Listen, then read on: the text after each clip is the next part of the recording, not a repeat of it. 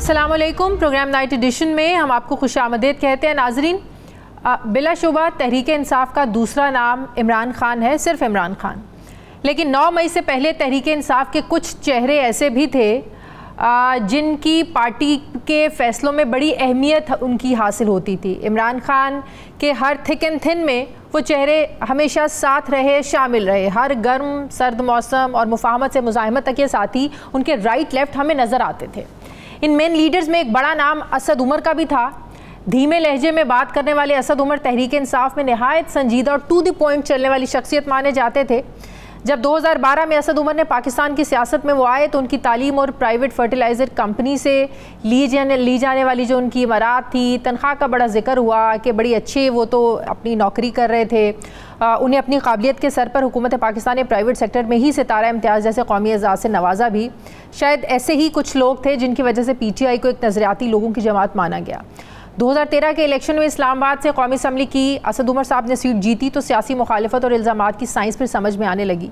2018 में अपनी हुकूमत आई तहरीक इंसाफ की तो वज़ीर ख़जाना का ओहदा संभाला असद उमर ने, लेकिन फिर कुछ ही महीनों के बाद, चंद महीनों के बाद उन्हें उनके ओहदे से हटा दिया गया। फिर भी असद उमर ने पार्टी के साथ जो एक रिवायती अंदाज़ होता है इख्तलाफ नहीं किया उस तरीके से, ना कोई मुखालिफत वाला कोई बयान दिया, ना ही वो इनकॉन्ट्रोवर्शियल जिस तरह लोग हो जाते हैं वो नहीं रहे, पार्टी के साथ लॉयल रहे। यही वजह थी कि बाद में उन्हें वजारत भी दी गई। जनरल सेक्रेटरी होते हुए पार्टी के फैसला साजों में उनकी राय बड़ी अहमियत रखती थी। लेकिन फिर 9 मई का दिन आता है, इमरान खान की गिरफ्तारी होती है, उस पर जलाओ घेराव शुरू होता है, जिसके नतीजे में क्रैक डाउन शुरू हुआ।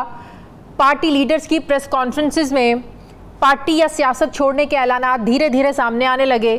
तो 24 मई को असद उमर ने भी तहरीक इंसाफ बल्कि सियासत को ही उन्होंने खैरबाद कहा। यही वो लम्हा था जब असद उमर ने पहली बार पार्टी के ख़िलाफ़ कुछ मतनाज़े बयानात भी दिए, उनकी मुखालफत कुछ सामने आई। क्या कहा था ज़रा देखिए।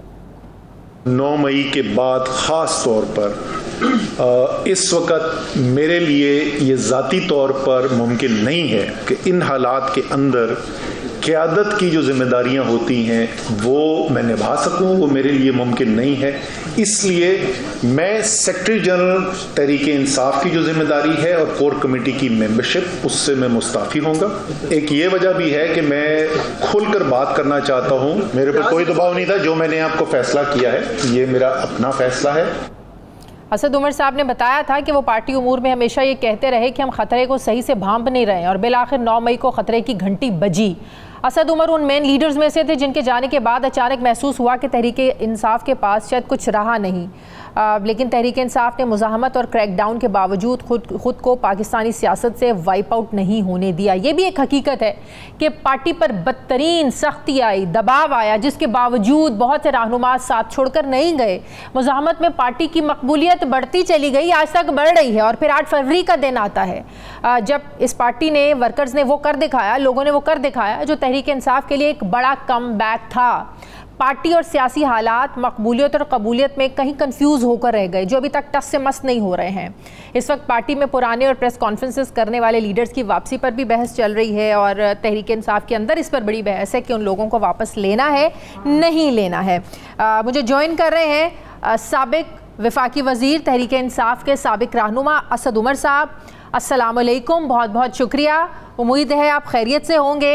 सियासत के बगैर ज़िंदगी कैसी चल रही है असद उमर साहब? अल्हम्दुलिल्लाह बिल्कुल ठीक। सियासत में आने का कोई इरादा नहीं है? नहीं, कोई इरादा नहीं। सोच भी नहीं है? कोई मजबूर भी नहीं करता? पुराने साथी याद नहीं आते? नहीं, साथी बिल्कुल याद आते हैं, साथियों से रब्ता भी है और बहुत सारे लोग मजबूर भी करते हैं। लेकिन वो जो एक फ़ैसला किया है वो उसमें कोई इबाम नहीं है। असद उमर साहब जब बैठते हैं और अपनी एक सालों पर मुहित एक अपनी सियासी जद्दोजहद और सियासी ज़िंदगी पर जब नज़र डालते हैं, और तहरीक इंसाफ का जो सफ़र है और आज जिन हालात में तहरीक इंसाफ है, आपको क्या लगता है इन हालात का ज़िम्मेदार सिर्फ एक 9 मई का दिन है, या इनका जो दौर इक़्तिदार था 2018 से लेकर 2022 तक, उसमें भी इनकी बहुत सारी गलतियाँ? क्या गलतियाँ आप क्या समझते हैं? देखिए, पहले तो आप ये बताएं कि आपके ख्याल में तहरीक इंसाफ इस वक्त कहाँ खड़ी हुई हो? जो आप बोल रहे हैं, ऐसे लगता है कि तहरीक इंसाफ के लिए सिर्फ खराबी नज़र आ रही है।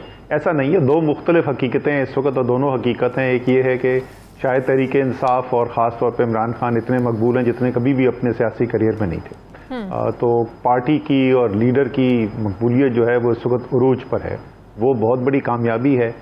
लेकिन मुश्किलात हैं सिस्टम के अंदर, निज़ाम के अंदर इस वक्त शदीद मुश्किलात हैं पार्टी के लिए। अमूमी तौर पे पार्टी के जो तमाम ओहदेदार हैं, वर्कर्स हैं, बहुत सख्तियों से गुजरे हैं। हज़ारों लोगों ने सख्तियां देखी हैं और आज भी उनमें से कई जो हैं वो सख्तियां देख रहे हैं। और लेकिन सबसे ज़्यादा जाहिर है जिसने परेशानी या सख्ती का सामना किया वो इमरान खान खुद हैं।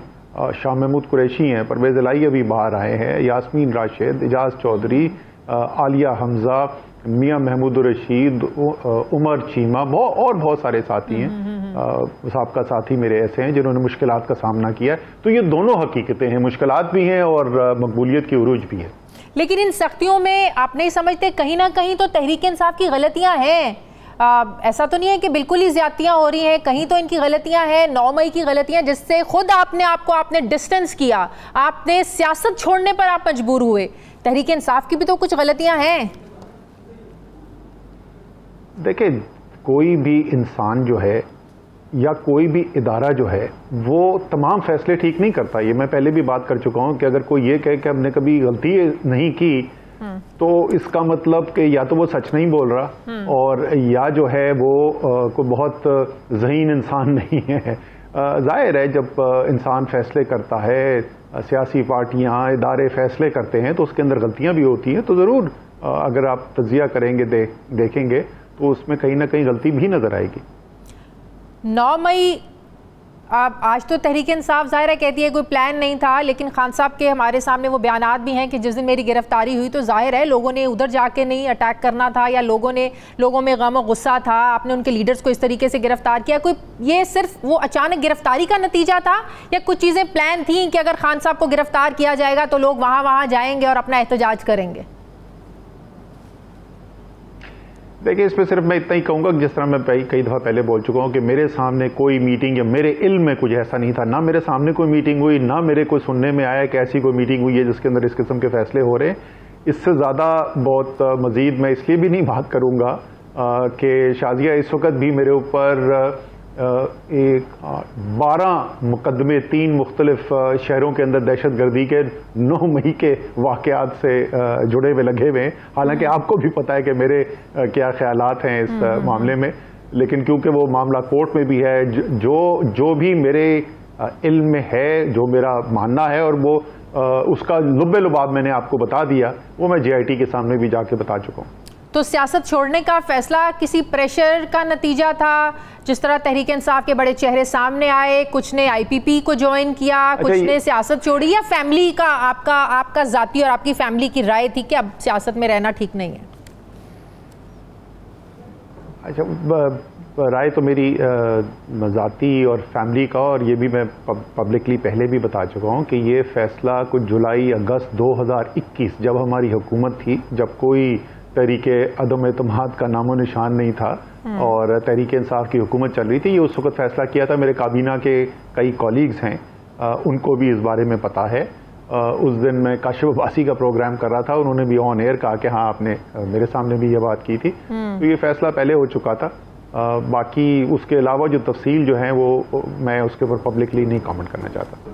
ठीक है, अब जो मौजूदा सियासी हालात हैं, असद उमर साहब आप एक बड़ी कदावर शख्सियत हैं, सियासत में आपका एक बड़ा नाम है, इसका वे आउट आपको क्या नज़र आता है जो तहरीक इंसाफ के साथ हो रहा है?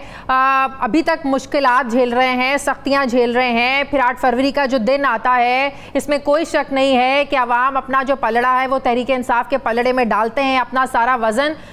ये कैसे अब सारा वो निकल सकता है? ज़ाहिर है आपको पता है कि अवाम ने जिसको वोट दिया वो तो अपोजिशन में आ गए, जिनको वोट नहीं मिला वो इक़्तिदार में आ गए, लेकिन उसके बावजूद आप देखें अवाम मानने को तैयार नहीं है, सख्तियाँ तहरीक इंसाफ वैसी झेल रही है। हल क्या है? मुज़ाकरात कोई करने को तैयार ही नहीं है। देखिए, सबसे पहले तो जब भी कोई मर्ज होता है उसकी तशखीस की जाती है और उससे भी पहले ये माना जाता है कि मर्ज है आपको। मेरी एक अपनी ज़ाती ज़िंदगी से मैं आपको बताऊं, जो बहुत मेरी ज़िंदगी की जो सबसे तकलीफ़ दह लम्हे हैं या वाक़या जो हैं उनमें से एक है। मुझसे बड़े थे मेरे भाई, 13 साल बड़े थे, उनको कैंसर हुआ। हाँ। और वो पहले कई माह जो है लोग उनको बोलते रहे आपका वज़न कम हो रहा है, डॉक्टर को चेक कराएं, और वो कहते रहे नहीं कुछ भी नहीं है, कुछ भी नहीं है। और जब तक उन्होंने मजबूरन जाके उनको ज़बरदस्ती फैमिली लेकर गई डॉक्टर के पास, तो पता चला कि कैंसर जो है वो स्टेज 4 तक पहुंच चुका है। और उसके बाद इलाज करना जो है वो जाहिर है बहुत ही मुश्किल हो जाता है। ये इसमें कोई शक नहीं कि ज़िंदगी मौत अल्लाह ताला के हाथ में है, लेकिन फिर भी इंसान की तरफ से जो कोशिश होनी चाहिए उसमें देर कर चुके थे। तो यहाँ पर भी पहले तो आप मर्ज को माने ना, जिस तरीके से आपने ये कहा कि अगर कौम एक तरफ खड़ी हुई है और हुकूमत दूसरी तरफ खड़ी हुई है, तो कोई भी मुल्क जो है वो कामयाबी से अपना निज़ाम कैसे चला सकता है। सबसे पहले तो ये मानने की बात है। जब आप ये मान जाएंगे कि ये जो सूरत हाल है, मौजूदा सूरत हाल जो है वो मुल्क के मफाद में नहीं है, पाकिस्तान के अवाम के मफाद में नहीं है, फिर उधर से आप हल ढूंढना शुरू करेंगे। और मजमूरी तौर पे या मैं एक ओवरऑल अगर उसकी बात करूं, तो वो हल जो है वो मेरी नज़र के अंदर सिर्फ और सिर्फ उससे निकलता है कि साथ बैठ के वो लोग जो इसके फ़रीक़ैन हैं, जो बड़े बड़े फ़रीक़ैन हैं मौजूदा निज़ाम हुकूमत या निज़ाम सियासत के, बशमूल ज़ाहिर है तहरीक इंसाफ के, वो साथ बैठेंगे और बातचीत से इसका हल निकालेंगे तो कामयाबी से हम यहाँ से निकलेंगे। सिर्फ सियासतदान आपस में बैठें या ज़ाहिर है इस्टेब्लिशमेंट हकीकत है उनके साथ भी बातचीत माजी में भी होती रही है। आप समझते हैं कि मौजूदा हालात में भी बातचीत का एक ही दरवाज़ा है और वो जाकर खुलता है इस्टेब्लिशमेंट के पास, तो उनके साथ बातचीत कितनी ज़रूरी है? जिसके साथ तहरीक इंसाफ करना चाहती है वो नहीं करना चाहते। देखिए, इसमें तो कोई शक ही नहीं कि जो भी अगर हल निकलना है, अगर वो हल जो है वो उसने कामयाबी से इम्प्लीमेंट होना है, तो पाकिस्तान की इस वक्त की हकीकत को देखते हुए इसमें कोई शक नहीं कि उसमें इस्टेब्लिशमेंट का ऑन बोर्ड होना ज़रूरी है। लेकिन आपने कहा सिर्फ दरवाज़ा वहीं खुलता है, मैं इस बात से इत्तेफाक नहीं करता, और ना मेरे ख्याल में ये एक पसंदीदा चीज़ है। अगर आप जमहूरियत में यकीन रखते हैं तो आपको हल के लिए देखना जो है वो सियासी जो अकाबरीन और लीडरशिप है उसकी तरफ है। सबसे पहले मेरे ख्याल में सियासी लीडरशिप को बैठना चाहिए, हुकूमत वक्त को, वज़ीर आज़म को इसमें पहल करनी चाहिए। मैं पहले भी इसका जिक्र कर चुका हूँ कि असम्बली में, पार्लियामान के अंदर वज़ीर आज़म का जो चेंबर है उस चेंबर में और लीडर ऑफ अपोजिशन के चेंबर में कोई बहुत ज़्यादा दूर का रास्ता नहीं है। वहीं से निकलें अपने चेंबर से, वज़ीर आज़म और लीडर ऑफ अपोजिशन ORU के चेंबर में जाके बातचीत का आगाज़ करवाएं। लेकिन ये बातचीत शुरू होने से पहले वज़ीर आज़म को ऑन बोर्ड ज़रूर लेना पड़ेगा इस्टेब्लिशमेंट को कि हम ये बातचीत करने के लिए जा रहे हैं, और गैर मशरूत, दोनों तरफ से गैर मशरूत बातचीत होनी चाहिए, और उसको देखें वो किस तरफ जाती है। मेरे ख्याल में अगर सब वाकई में मुल्क की बेहतरी चाहते हैं, जो यकीनन सब चाहते होंगे कि मुल्क की बेहतरी हो, तो वो साथ खुलूस नीयत से बैठेंगे तो कोई ना कोई हल निकाला जा सकेगा। हर एक को अपनी जो इस वक्त मौजूदा उनकी पोजीशन है उससे कुछ ना कुछ पीछे जरूर हटना पड़ेगा। इस्टेब्लिशमेंट को ऑन बोर्ड लिए बगैर आप समझते हैं कि प्राइम मिनिस्टर ये इनिशिएटिव नहीं ले सकते? इन अदर वर्ड्स हम कहें उधर से जब तक इजाज़त नहीं मिलेगी प्राइम मिनिस्टर इसको आगे नहीं मामले को बढ़ा सकते? मेरे ख्याल में मानी खेज नहीं होगा, और शायद तहरीक इंसाफ भी जो है वो बातचीत भी फिर करने में शायद उनको कुछ तहम्मुल हो। उनको भी ये पता होना ज़रूरी होगा कि ठीक है, शुरू सियासतदान आपस में बैठ के करते हैं, बराह रास्त इस्टेब्लिशमेंट के साथ बातचीत शुरू नहीं होनी। जब कुछ उसकी खदोखाल निकल आए, कुछ नज़र आना शुरू हो कि इसके अंदर से कोई हल निकाला जा सकता है, तो उसमें वो कौन सी चीज़ें हैं जो सियासतदान खुद कर सकते हैं और वो कौन सी चीज़ें हैं जिसमें इस्टेब्लिशमेंट के ऑन बोर्ड हुए बगैर ये फैसला नहीं हो सकता, वो वाज़ेह हो जाएगा, और उसके बाद उनके साथ बात की जा सकती है, बराह रास्त भी की जा सकती है। कोई पहली दफ़ा तो नहीं होगा कि आर्मी की लीडरशिप जो है वो पॉलिटिकल अपोजिशन के साथ बातचीत करे। लेकिन ऐसे में क्या करें जब मौजूदा जो तहरीक इंसाफ की लीडरशिप है बशमूल खान साहब के कि हमने तो ऐसे लोगों के साथ बैठना ही नहीं है, बात ही नहीं करनी है जिन्होंने हमारा मैंडेट चोरी किया है। हाँ, हम उनसे बात करेंगे, पहले हमारा मैंडेट वापस करें, हमारा जो हक है हमें दें, हमारी जो मखसूस नशिस्तें हैं वो हमें दें, इक़्तिदार हमारा बनता है, अवाम ने हमें चुना है, फिर हम बात करेंगे। डू यू थिंक कि इस तरह की शराइत रख के आप बातचीत का माहौल बना रहे हैं या बिगाड़ रहे हैं? देखें, दो चीज़ें, एक तो मेरी अपनी ज़ाती राय जो मैंने आपको पहले बता दी कि गैर मशरूत होनी चाहिए, अपने ऊपर एतमाद होना चाहिए। ऐसा तो नहीं है कि आप जाके कमरे में बैठ के बातचीत शुरू करेंगे तो जो भी लॉलीपॉप आपको दे ली जाएगी और आप लेके आ जाएंगे, और ज़ाहिर तरीके इंसाफ का कोई फैसला हो ही नहीं सकता हतमी जब तक इमरान खान की उसके अंदर अप्रूवल जो है या उनका एतमाद शामिल ना हो। तो आखिर तो फैसला जो है वो आपकी मर्जी के बगैर हो नहीं सकता, तो इसलिए गैर मशरूत बातचीत शुरू करनी चाहिए। हाँ, जहाँ तक मुतालबों का ताल्लुक है तो इस वक्त तो तकरीबन तमाम फरीकैन जो हैं वो उन्होंने सब ने एक जो सबसे ज़्यादा सख्त पोजीशन हो सकती है वो ली हुई है। और ऐसी सूरत हाल आप समझें इसको कि जो जिस तरीके से जंग में एक सूरत हाल होती है तो जंगी फरीकैन जो है वो एक दूसरे के ऊपर गोलाबारी कर रहे होते हैं, तो सीज फायर की डिस्कशन शुरू होती है, बातचीत पहले शुरू होती है, फिर वो सीज फायर की बातचीत कामयाब होती है तो फिर गोलाबारी बंद होती है, वरना इधर सीज फायर की बातचीत चल रही होती है, उधर गोलाबारी चल रही होती है। बिल्कुल सही, लेकिन आप समझते हैं कि इमरान खान जेल में हो तो ये सारा प्रोसेस शुरू हो सकता है? क्योंकि तहरीक इंसाफ की लीडरशिप से जब भी हमारी बात होती है, जब भी हम उनसे पूछते हैं कि कैसे इसका रास्ता निकलेगा, तो साथ वो ये भी कहते हैं कि बात हो सकती है, खान साहब को पहले बाहर निकालें, हम लोगों का समंदर ले जाएंगे। उधर KPK से गंडापुर साहब उठते हैं कि मैं लोगों का समंदर ले जाऊंगा, खान साहब को बाहर लेके आऊँगा। तो क्या ये भी रवैया आप नहीं समझते, ये भी तहरीक इंसाफ का रवैया दुरुस्त नहीं है? या आप ये समझते हैं कि हाँ ठीक है, अगर आपने बैठना है तो खान साहब को तो बाहर निकालें, पहले बात कैसे करेंगे, आप किससे बात करेंगे? देखिए, मेरी जो है वो जाहिर है पुराने मेरे साथी हैं तो राब्ते भी होते हैं, बातचीत भी होती है, लेकिन उनकी अंदरूनी फैसला साजी क्या है उसका तो मुझे भी पता नहीं। तो मुझे नहीं पता कि इस वक्त हकीकी पोजीशन जो अंदर होती है पार्टी की वो क्या है। जो पब्लिक स्टैंस है वो जरूरी वो नहीं होता कि जो आपकी अंदर की पोजीशन हो।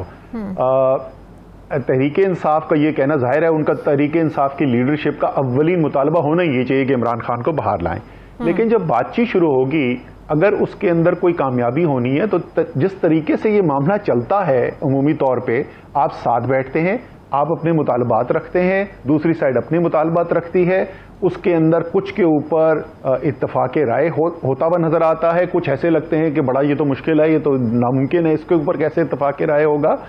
और अगर आपको लगता है लेकिन कुछ न कुछ गुंजाइश है पेशरफ्त करने की, तो फिर जिसको बोलते हैं कॉन्फिडेंस बिल्डिंग मेजर्स लिए जाते हैं, यानी एतमाद बहाल करने के इक़दाम लिए जाते हैं और वो दोनों तरफ से लिए जाते हैं। उसके अंदर तहरीके इंसाफ जो है वो मुतालबा ये भी कर सकती है कि जी सबसे पहले हम अगली मीटिंग से पहले जो हमारे आपने वर्कर्स पुराने पकड़े हुए हैं, जो हमारी ख्वातीन खास तौर पे पकड़ी हुई हैं, उनको तो बेल के ऊपर आने देना बाहर, तो मुकदमों के फैसले तो बाद में होंगे, साल जिनको हो गया है उनको तो बाहर आने दे। मतलब मैं एक स्पेकुलेशन कर रहा हूँ, एक अपनी तरफ से कयास आराई कर रहा हूँ कि ये रखा जा सकता है पहला कदम, क्योंकि ये मैं आपको बताऊं कि सियासी तौर पे भी और इमरान खान साहब को जितना मैं ज़ाती तौर पे भी जानता हूँ, इमरान खान नहीं बाहर आना चाहेंगे कि यास्मीन राशिद और आलिया हमजा और सनम जावेद अंदर हों और इमरान खान बाहर आएँ। तो उनकी भी ये ख्वाहिश होगी, उनका भी मुतालबा ये होगा कि पहले उनको निकाला जाए। दूसरी तरफ से वो जो है मुझे नहीं पता उनकी क्या डिमांड होगी, दूसरी साइड की वो कोई डिमांड रख सकते हैं कि अच्छा जी पहला स्टेप जो पहला कदम आप ये उठाएं।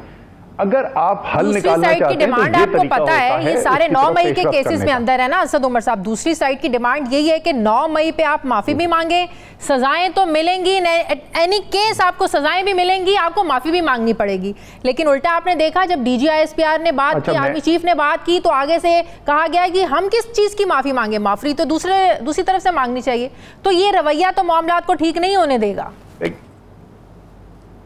देखिए मैं फिर वही कह रहा हूँ ना कि अभी शाजिया आप समझें कि एक हालत जंग है, जंग के अंदर गोलाबारी चलती रहती है। जहाँ तक 9 मई के मुकदमों का ताल्लुक है और उसके अंदर सजाएं मिलने का ताल्लुक है, तो मैं तो शायद यही समझता था कि कानून जो है वो उसके मुताबिक अदालतें फैसला करेंगी, वो अदालतें ज़रूर फैसला और वो कोई छोटी चीज़ नहीं है। 9 मई जो हुआ है वो पाकिस्तान की तारीख का एक अहम तरीन जो दिन है उनमें से एक ऐसा दिन है, तो उसकी तो बिल्कुल उसकी जड़ तक पहुंचना भी चाहिए और जो उसके वाकई में जो उसके जिम्मेदार हैं उनको कानून के मुताबिक सजा भी मिलनी चाहिए। वो तो एक प्रोसेस जरूर होना चाहिए। लेकिन मैं तो जैसे मैंने कहा ना, मैं तो कयास राई कर सकता हूं कि क्या मुतालबा होगा क्या नहीं होगा, ये तो उन्होंने फैसला करने हैं तमाम फरीकैन ने कि उनके क्या मुतालबे होंगे। मौजूदा जो लीडरशिप है तहरीक इंसाफ की, आपका क्या मशवरा है उनको इन हालात में? देखिए, जो सबसे अहम चीज़ है मेरे ख्याल में तहरीक इंसाफ की लीडरशिप के लिए कि इस वक्त मकबूलियत तो आपकी इससे ज़्यादा हो नहीं सकती जितनी है। सही। वो जो एक अमूमी तौर पे एक फ़िक्र करने की ज़रूरत होती है, उसके ऊपर तो कोई परेशानी है नहीं। सही। हुकूमती जिम्मेदारियां सिवाय खैबर पख्तूनख्वा के बाकी कहीं पे भी हुकूमती जिम्मेदारियां हैं नहीं, तो आपको सुबह से लेकर शाम तक ये भी नहीं करना कि मेहनत करनी है कि अच्छा रिजल्ट किस तरीके से बेहतर लें। तो जो पीटीआई का वोटर है और जो सपोर्टर है वो क्या चाहता है? वो चाहता है कि आप कोई हिकमत अमली इख्तियार करें और उस हिकमत अमली से इमरान खान बाहर आकर अपना जो सियासी किरदार है वो अदा कर सकें। जैसे आपने कहा कि कुछ लोगों का मानना ये है कि लोगों का समंदर लेके अडियाला जाएंगे और इमरान खान को बाहर ले आएंगे। अगर ये मुमकिन है तो जरूर कोशिश करके देख लें, ले आए वहां से बाहर। लेकिन चाहे हल उसका अलिफ हो बे हो, जो भी हल हो, इस वक्त तहरीक इंसाफ की लीडरशिप का इम्तहान ही ये है कि वो इस हदफ को कैसे हासिल करते हैं। ठीक है, बहुत बहुत शुक्रिया साबिक वफाकी वजीर तहरीक इंसाफ के साबिक रहनुमा असद उमर साहब में थे। बहुत शुक्रिया असद उमर साहब आपका। मुझे ब्रेक लेने नाज़रीन, ब्रेक के बाद जब वापस आएंगे तो मेरे साथ होंगे MQM के सीनियर रहनुमा मुस्तफ़ा कमाल साहब।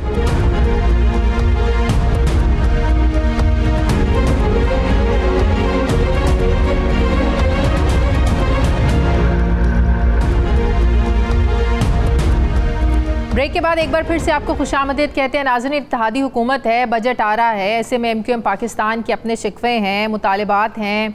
माजी में भी ऐसा होता रहा है कि बजट से पहले MQM के मुतालिबात सामने आते रहे हैं। अब एक बार फिर बजट से पहले MQM ने अपनी इत्तेहादी हुकूमत से बहुत से मुतालिबात जो है ना वो सामने रखे हैं। उनमें वजारतों के मुतालिबात हैं, बहुत सी तजावीज़ हैं बजट को लेकर। ख़ास तौर पर सिंध की गवर्नरी को बरकरार रखने का बड़ा अहम मुतालबा है MQM का, जो प्राइम मिनिस्टर के सामने भी रखा गया है। MQM पिछले 36 साल से तकरीबन हर वफाकी हुकूमत का अहम हिस्सा रही है, बल्कि मजबूरी भी रही है। अब तो ये जमात अच्छे से जानती है कि इत्तेहादी हुकूमत से कब मुतालिबात मनवाने हैं, कैसे मनवाने हैं। ये जमात जानती है कि पावर कॉरिडोर से कैसे अच्छी से अच्छी डील करनी है, आवाम के लिए क्या बात करनी है। MQM किसी भी वफाकी हुकूमत के लिए कितनी अहम है, इसका अंदाज़ा हम ऐसे लगाएं कि एक रोज़ पहले MQM के सीनियर रहनुमा मुस्तफ़ा कमाल साहब जो हैं वो हुकूमत से शिकवा भी करते हैं वजारतों को भी लेकर, और अगले ही रोज़ हम देखते हैं कि वज़ीर-ए-आज़म हाउस में MQM के वफ़द को बुला लिया जाता है। MQM वफ़द की मुलाकात होती है वज़ीर-ए-आज़म शहबाज शरीफ से। इसके अलावा हमने देखा जब जजेस पर तनकीद का एक सिलसिला शुरू होता है, उसमें MQM के कामरान टिसोरी भी वो भी बात करते हैं, फैसल वाडा भी करते हैं, तलाल चौधरी भी करते हैं, ऑन चौधरी भी करते हैं, और MQM के सीनियर रहनुमा मुस्तफ़ा कमाल भी जजेस पर तनकीद करते हैं। तो मुस्तफ़ा कमाल साहब भी मुझे ज्वाइन कर रहे हैं प्रोग्राम में, कराची के साबिक मेयर। अस्सलाम वालेकुम, बहुत बहुत शुक्रिया मुस्तफ़ा कमाल साहब आपका। मुस्तफ़ा कमाल साहब, जैसे कि मैंने कहा कि अदलिया पर बड़ी तनकीद हो रही है, जजिस पर बड़ी तनकीद हो रही है।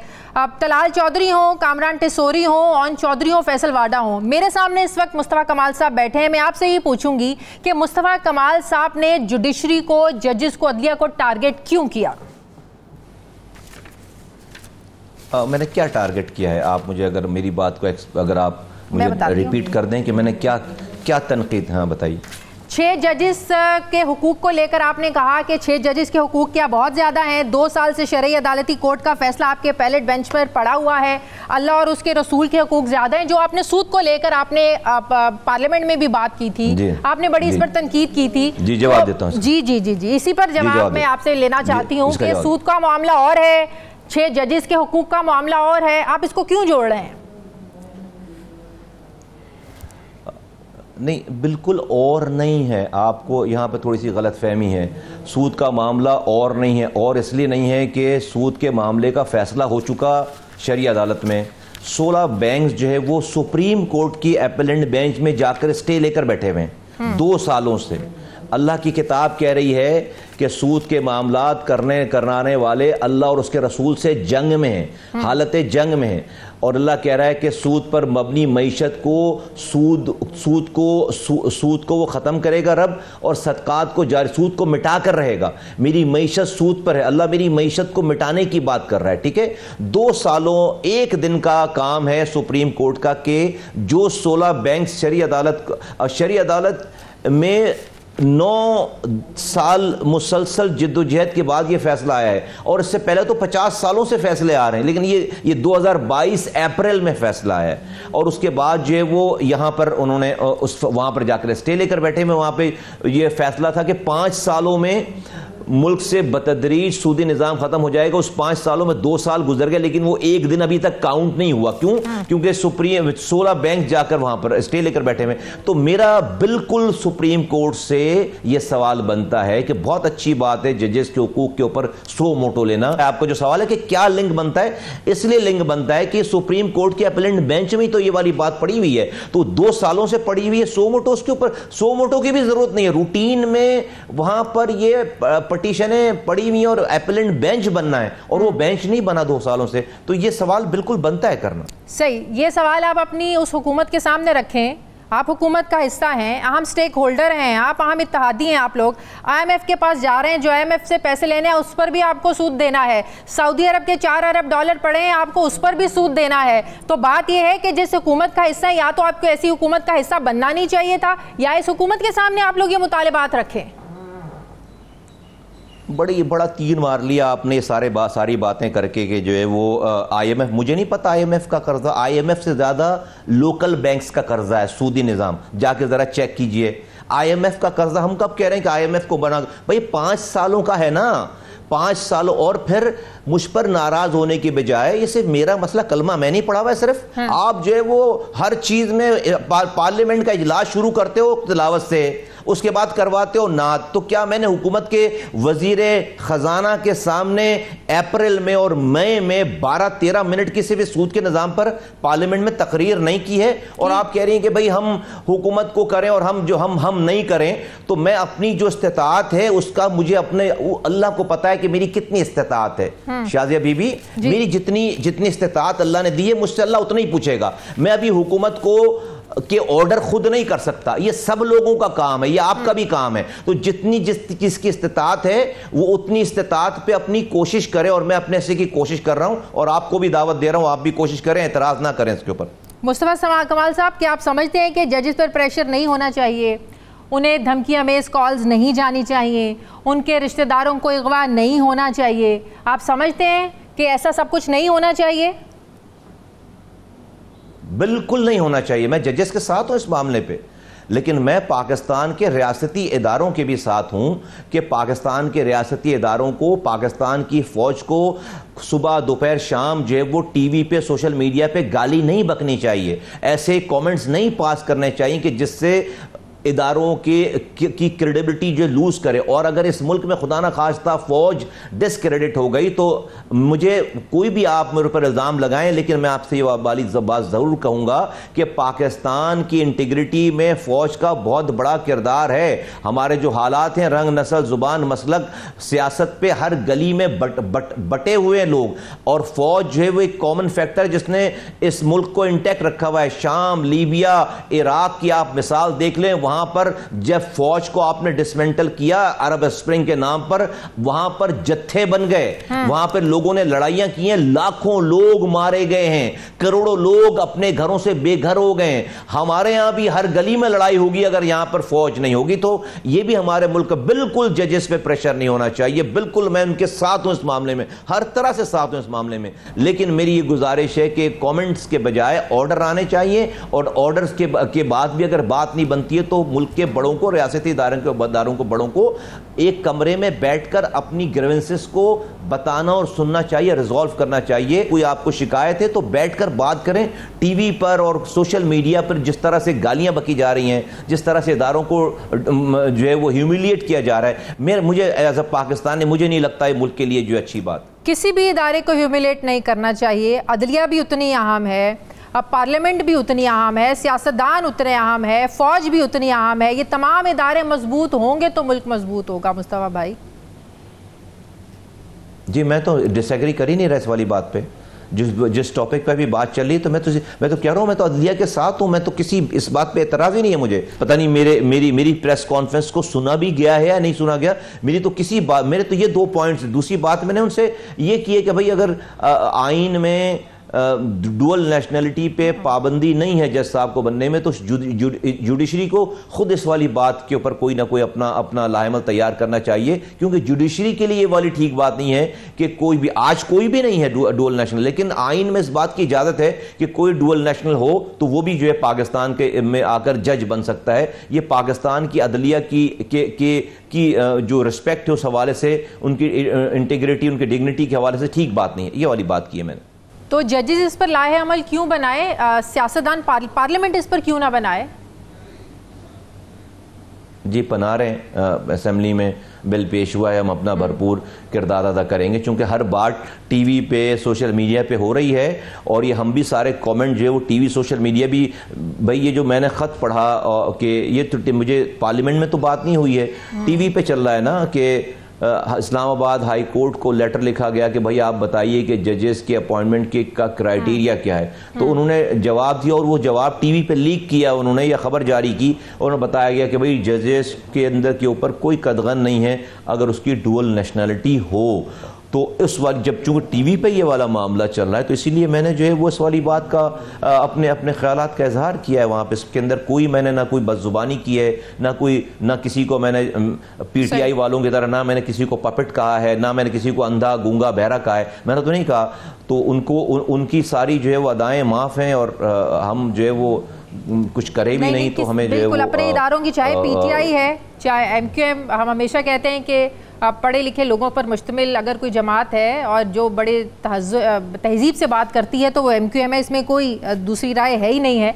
आपके जो ग्रीवेंसेस हैं या आप लोगों की जो शिकायत हैं काबीना में शमूलियत के हवाले से हों, वो वजारतों के हवाले से हों, आप कहते हैं कि आपको लॉलीपॉप दे दिया गया है, क्या ऐसी कमिटमेंट्स थी आप लोगों की नून लीग के साथ इस हुकूमत में शमूलियत से पहले जो पूरी नहीं हुई?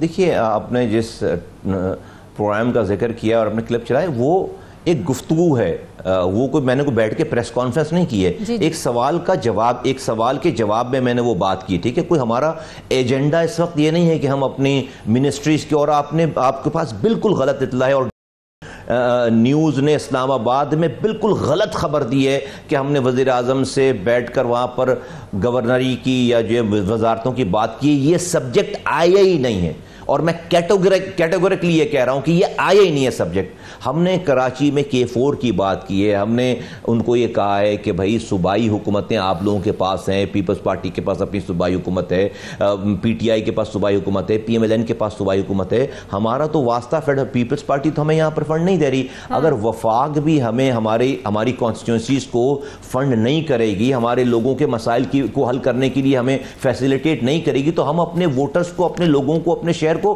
कैसे फैसिलिटेट करेंगे? वज़ीर आज़म ने ये वाली बात मानी है, वज़ीर आज़म ने इस वाली बात को एक्सेप्ट किया है। इसके अलावा हमने जो है वो यहाँ पर रोजगार नहीं है, हमें कोटे पे भी कोटा नहीं मिलता यहाँ पर। उनको बताई सारी बात कि जब 60% कोटा दही खत्म हो जाता है तो जाली डोमिसाइल कराची, हैदराबाद, मीरपुर खास का बनाकर वो शहरी कोटे को भी जो है वो हथिया लिया जाता है। हमें एक भी यहाँ के नौजवान को नौकरी नहीं मिलती। तो हमने कहा कि जो आपका खुशहाल नौजवान प्रोग्राम है उसके तहत जो आप बेरोजगार नौजवानों को कर्ज देते हैं कारोबार शुरू करने के लिए, उसके अंदर आप एलोकेशंस करें। इस अर्बन सेंटर, सिंध के अर्बन सेंटर के नौजवानों को आप वहां पर ये उनको कर्ज दें। फिर हमने कहा कि हमारे यहाँ बिजली का मसला है बहुत बड़ा, और ये शहर जो है वो मजदूर घर आता है तो उसको बिजली नहीं मिलती। आप वहां पे सोलराइजेशन के लिए अखुवत जैसी ऑर्गेनाइजेशन को आप जो है वो कर्ज हसना वो दे, आप उनको फंड करें। वो लोगों को जो है वो 2 लाख 2.5 लाख छोटे घरों को पैसे दे, कर्ज दे, जो कि 15 महीनों में अदा हो जाए, जिससे वो 4-5 प्लेटें सोलर पैनल की लगाए, जिससे 4 बल्ब और 4 उनके पंखे चल जाएं,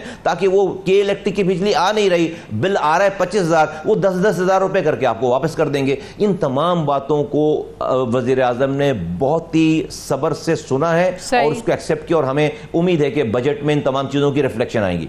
ठीक है, उस मुलाकात में तो कामरान टिसोरी साहब के हवाले से, गवर्नरशिप के हवाले से बात नहीं हुई, लेकिन ये MQM के अंदर ये रिजर्वेशन, ये खदशात तो हैं कि ये गवर्नर जो हैं ये वो अपना ओहदा बरकरार रख पाते हैं, नहीं रख पाते, उन्हें बदल दिया जाता है। अपने अंदर तो ये कोई है खदशात, तहफ़्फ़ुज़ात?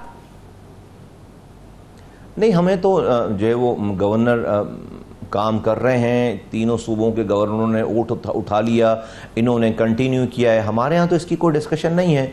हम तो ये इस अजम्पशन पे हैं कि भाई चीज़ें जो है वो चल रही हैं, हमसे तो कोई बात इस वाली हवाले से कोई गुफ्तगू नहीं हो रही है। सही। आईनी बल्दियाती निज़ाम में आईनी तरमीम के हवाले से भी एक मुआहदा हुआ था, बड़ा डिटेल आपने इस पर बात की थी। उस हवाले से हुकूमत से कोई बातचीत या मामलात इस हवाले से आगे बढ़े मुस्तफ़ा भाई? शायद ऐसा है कि PMLN से तो हमारा जो है वो एक एग्रीमेंट हुआ है बाकायदा रिटर्न, उसको एग्री हमने बड़ी डिटेल में इसके साथ डिस्कशंस करके उसको, अब हमें जो है पीपल्स पार्टी और PTI के पास उस मुसवदे को लेकर जाना है। ये बजट का सारा मरहला ख़त्म हो जाए ताकि हम एक चूँकि आइनी तरमीम तो 2/3 मेजॉरिटी से होनी है और उस पर ये कराची का तो कोई पैकेज है नहीं, ये तो पूरे पाकिस्तान का है। तो पार्लियामेंट में जितनी भी जमातें हैं, PMLN और MQM ने इस वाली बात को एग्री कर रखा है। अब हम जो है वो PTI और पीपल्स पार्टी के पास भी, हमने जरदारी साहब से मुलाकात हुई थी, हमने उन्हें इस ड्राफ्ट को उनको हैंड ओवर किया है, उन्हें सारी तमाम चीज़ें इस पर गुफ्तगू भी की है, उन्होंने अपने लोगों से कहा है कि इसको डिटेल इसको देखें और उसके ऊपर फिर हमारी डिस्कशन शुरू होगी। तो इंशाअल्लाह ताला ये बजट के बाद जो है वो हमारी मीटिंग्स इस हवाले से जो होंगी, दूसरी पार्टीज तैयार होती हैं तो इंशाअल्लाह ताला इस पर हम फिर इसको मूव करेंगे। MQM ये तो समझती है ना कि इस वक्त जो सियासी अदम इस्तेहकाम है ये पीक पर है और जब तक आपकी पॉलिटिकल स्टेबिलिटी नहीं आएगी तो मुआशी के इस्तेहकाम, जिस पर अब IMF को भी बड़ा कंसर्न रहता है, वो नहीं आ सकता। तो MQM क्या समझती है मौजूदा सिनेरियो में कि पॉलिटिकल स्टेबिलिटी के लिए तहरीक इंसाफ से बातचीत करना कितना ज़रूरी है? सारा कुछ डिपेंड करता है। डेफिनेटली हुकूमत तो और हम भी समझते थे कि भाई होना चाहिए, लेकिन जो है वो तो जो भी उनसे बात की बात करता है वो तो आगे से गालियां बकते हैं उनको और रिडिक्यूल करते हैं। तो और अब जो उन्होंने नया एक तज्जिया पेश किया है 1971 का, जनरल अयूब और जनरल याह्या और शेख मुजीब, उन्होंने जनरल याह्या और शेख मुजीब साहब को उन्होंने कहा है और बड़ा कन्वीनियंटली वो अयूब साहब का, जनरल अयूब का जिक्र नहीं करते क्योंकि जनरल अयूब के पोते साहब जो ऑपोजिशन लीडर हैं। भाई सारा कुछ तो किया हुआ जनरल अयूब का था। फातिमा जिन्ना के खिलाफ पूरी साजिश जो है वो जनरल अयूब ने की, किलिंग हुई है कराची में। ये जो शेख मुजीबुर रहमान थे वो तो फातिमा जिन्ना के चीफ पोलिंग एजेंट थे, उनके साथ जलसों में उनके साथ स्टेज पर खड़े होते थे कायद आज़म की बहन के साथ। अयूब खान साहब ने जो है वो सारा कुछ बिल्डोज किया और बड़ा वही तो सारी चीजें उस वक्त से चलती 65 में ये सब कुछ हो रहा था, 71 में बांग्लादेश बन गया, तो अचानक तो एक दिन में तो नहीं हो गया होगा सारा। तो बड़ा कन्वीनियंटली हमारे पीपल्स पार्टी के दोस्त और खान साहब जो है वो अयूब खान को भूल जाते हैं क्योंकि उनके पोते साहब जो है वो उमर अयूब ऑपोजिशन लीडर हैं। तो ये तो इट्स इम्पॉसिबल कि इस सिचुएशन में कहीं पे कोई गुफ्तगू, कोई बात जो है वो कोई कर सके या करे। पीपल्स पार्टी PTI ने सबके लिए सारे दरवाजे बंद कर दिए। तो मैं नहीं समझता कि जो है वो ये माहौल उन्होंने ऐसा रखा है कि जहाँ पर सेंस प्रिवेल करे और इस तरह की गुफ्तगू की जाए कि जहाँ पर गुफ्तगू शुनीद हो सके। ठीक है, बहुत शुक्रिया। कराची के साबिक मेयर, MQM के सीनियर रहनुमा सईद कमाल साहब मेरे साथ थे। बहुत शुक्रिया मुस्तफ़ा भाई आपका। मुझे ब्रेक लेनी है नाज़रीन, वापस आते हैं छोटे से वक्फे के बाद।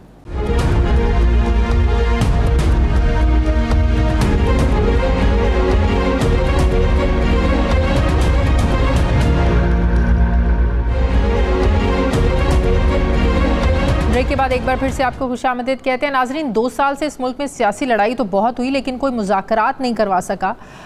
तो क्या ये मान लिया जाए कि सियासी क़ुव्वतें हार मान गई हैं, कोशिश करने वाले हार मान गए हैं? ना तो मुल्क के मुआशी हालात ठीक हो रहे हैं, बजट आने वाला है, अवाम डरी हुई है कि बजट में पता नहीं कौन से बम गिरने वाले हैं, गैर यकीनी की फ़ज़ा ख़त्म हो नहीं रही है। तो क्या ये मान लिया जाए कि सियासी क़ुव्वतें हार मान गई हैं? मुल्क में पॉलिटिकल पोलराइजेशन को लेकर एक मुकम्मल डेडलॉक है जिसका ब्रेक थ्रू भी नज़र नहीं आ रहा है। तहरीक इंसाफ इस्टेब्लिशमेंट के अलावा तो किसी से बात करना चाहती नहीं है और इस्टेब्लिशमेंट PTI से बातचीत नहीं करना चाहती है, नतीजा ज़ीरो है। तो फिर क्या ये मान लिया जाए कि कोई रास्ता निकल नहीं सकता। सियासी मुखालिफिन बयान तो देते हैं लेकिन अमली तौर पर एक दूसरे के साथ बैठने को तैयार नहीं है, तो क्या इसका कोई हल नहीं निकल सकता? तहरीक इंसाफ 1971 के वाक़े को लेकर जो एक पूरा उन्होंने नैरेटिव बनाने की कोशिश की और जिस पर अब तहकीकात भी शुरू हो गई हैं, तो क्या 1971 का मौजूदा सियासी हालात से, मौजूदा सिचुएशन से कोई तकाबली जायज़ा कोई बनता भी है, कंपैरिजन बनता है, नहीं बनता है? क्यों तहरीक इंसाफ अपने लिए मुश्किलात खड़ी कर रही है और अभी तक वो वीडियो डिलीट नहीं की गई है इमरान खान के सोशल मीडिया अकाउंट से? तो इसका मतलब है कि तहरीक इंसाफ उसके साथ खड़ी है। आज साबिक सदर अलवी साहब ने भी कहा कि इमरान खान ने तो ऐसी कोई बात नहीं की। उस वीडियो में उन्होंने तो समझाने की कोशिश की है कि हुमूदुर रहमान कमीशन की जो रिपोर्ट है आप उसको पढ़ लें, तो उन्होंने कोई गलत बात नहीं की है। तो ये मामलात कहाँ जाकर जो है ना वो दुरुस्त होंगे? मोहम्मद अली दुरानी साहब, साबिक वफाकी वज़ीर, मुझे ज्वाइन कर रहे हैं। अस्सलाम वालेकुम, बहुत बहुत शुक्रिया दुरानी साहब आपका। दुरानी साहब, ये तहरीक इंसाफ आपको नहीं लगता अपने लिए ख़ुद मुश्किलात जो है वो आप खड़ी करती है बयानबाजी करके और उल्टा माफ़ी के मुतालबात करके, और अब 1971 की वीडियो चलाकर और उन शख्सियात को में एक तकाबली जायज़ा वो ले रहे हैं, कंपैरिजन कर रहे हैं कि गद्दार कौन है, शेख मुजीब है या जनरल याहिया है? कोई आज के हालात से 1971 का कोई कंपैरिजन बनता है? देखिए, तहरीक इंसाफ की इस वक्त की जो सियासत है वो सिर्फ और सिर्फ सारी हुकूमत को और पूरे निज़ाम को एक बच्चे की तरह उंगलियों पे नचा रहे हैं।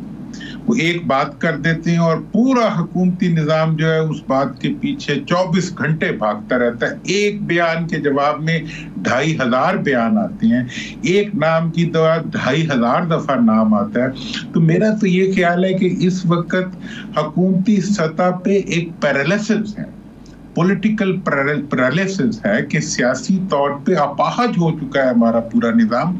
इसलिए ना डायलॉग कर पा रहा है, ना आगे बढ़ पा रहा है, ना पीछे हट पा रहा है, ना कुछ कर पा रहा है। हर वक्त छत की तरफ देख रहा होता है कि ऊपर से क्या हुक्म आएगा और हम क्या करेंगे, और दूसरी तरफ जेल की तरफ देख रहा होता है कि वहां से क्या शरारत होगी जिसके जवाब में हम उछलना, नाचना और कूदना शुरू कर देंगे। मतलब ये मैं एक सियासी कारकुन की हैसियत से मुझे बहुत तरस आ रहा है इस वक्त की हुकूमत और इस वक्त की सियासत के ऊपर। अब मैं एक छोटी सी मिसाल आपको देता हूँ कि बानी पीटीआई जो है वो इस वक्त जेल में है। आप मुझे बताएं कि तारीख के किस हिस्से में जेल में रहने वाले किसी फर्द पे कुछ लिखने पे पाबंदी थी? लोगों ने जेलों से किताबें लिखी हैं, मज़ामीन लिखे हैं, तफासीर लिखी हैं, शायरी लिखी है। दुनिया जहान का जो अदब है वो जेल में क्रिएट, फैज अहमद फैज से लेके मौलाना मौदूदी से लेके यूसुफ, अभी जो एक्टिंग प्रेसिडेंट है उनसे लेके you name a person, Bhutto साहब ने इफ आई एम असैसिनेट। आप क्यों एक बंदे को इतनी इंपॉर्टेंस दे रहे हैं या इतना सफोकेट कर रहे हैं कि उसकी हर बात जो है वो ये वहां से निकली कैसे? ये आपके टॉक शोज में देखता हूं 90% बात ये हो रही है जी वो तो जेल में है, जेल से कोई कागज निकला कैसे, मजमून निकला कैसे, ट्वीट निकली कैसे? भाई जेल में कोई है, काले पानी में जो लोग होते थे वो भी वहां से किताबें लिखा करते थे। मतलब आप सियासत कर रहे हैं, आप मुल्क चला रहे हैं, आइन चला रहे हैं, या एक मतलब जुगाड़ चला रहे हैं? आपको कुछ पता नहीं है, ना आइन का पता है, ना कानून का पता है। और पीटीआई वालों क्यों नहीं जाते अदालत में इस इश्यू के ऊपर कि भाई हमें हमारे लीडर को क्यों पाबंद किया गया है कि वो कागज पेंसिल नहीं रख सकता? तो आप देखें ना, उस दिन इमरान खान साहब ने चीफ जस्टिस को कहा है ना कि मैं तो कैद तन्हाई में हूँ, मैं अपने वकला की टीम से मुझे मिलने नहीं दिया जाता, मुझे मिलने दिया जाए। वो सारे गिले शिकवे उन्होंने चीफ जस्टिस साहब से उस दिन किए हैं।